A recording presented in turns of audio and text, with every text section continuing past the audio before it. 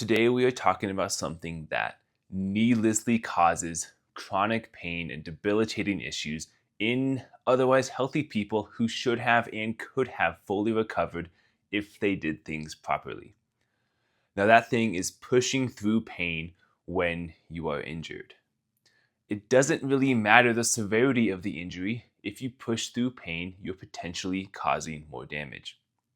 A lot of people that I work with like to say, no pain, no gain. Now, in the context of a gym, if you're lifting a lot of weights, that is true. If you're not feeling the muscle burning when you're working it, you're not likely getting the maximum benefit that you would otherwise be getting. But if you are injured and you continue to do whatever activity that continues to exacerbate that injury, you are essentially the opposite of no pain, no gain. The more pain you have, the less gain you have. I recently saw a kid who plays a lot of baseball and he wants to try out for the high school team in the fall. Now, for a couple of years now, he has had pain when throwing the ball, which is problematic if you're a baseball player, obviously. And he continued to play with this, and then his shoulder has continued to get worse. He's at the point now where he really can't throw without significant pain.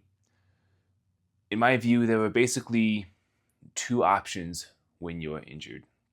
So this kid could either stop playing now, start the rehab and recovery process, and then maybe play in the fall when tryouts come, or he can wait and then eventually stop because the pain gets even worse, and then at that point he can start the recovery process.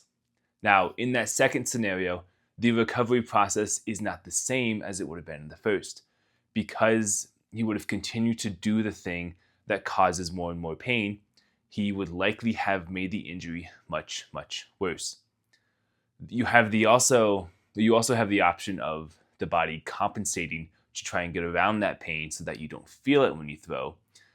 What happens there is then through that compensation, you have additional injuries of other things because the body tried to compensate, and now you're stuck with even more problems than you had before.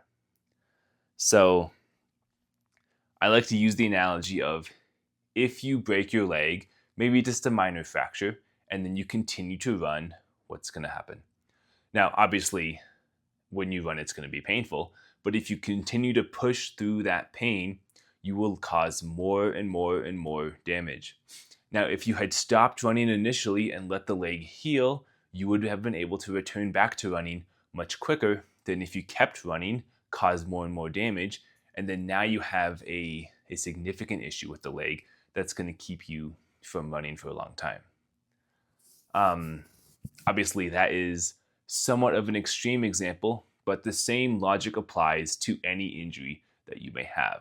If whatever activity you're doing continues to cause that sharp or that burning or whatever the pain feels like, if it causes that and you keep doing that if you keep doing that activity without modifying things or doing any sort of rehab or recovery to help fix that issue, you are just going to cause more and more problems, and then long term you're going to be in a much, much worse position than you otherwise would be.